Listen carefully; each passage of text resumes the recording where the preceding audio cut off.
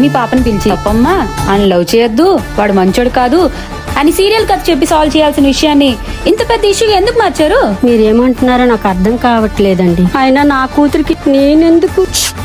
మీ అమ్మాయి మిస్ అయిన రోజు రాత్రి మీకు తెలియకుండా మీ ఇంటి వెనకాల ఉన్న నిచ్చెన దిగి వెళ్ళింది. కానీ మీకు ఆ రోజు అడిగితే మీరు ఏం చెప్పారు? ఆ రోజు నైట్ రోహిత్ అని కుర్రాడు కాల్ చేశారు, వెళ్ళి 10 నిమిషాలు వస్తానని. ఇంతవరకు రాలేదు మేడం. సో తప్పు మీరే చేసి ఆ తప్పుని రోహిత్ అకౌంట్ లోకి ట్రాన్స్ఫర్ చేశారు. మీ రహస్య లీలలు ఇంతవరకు తెలిసాయి.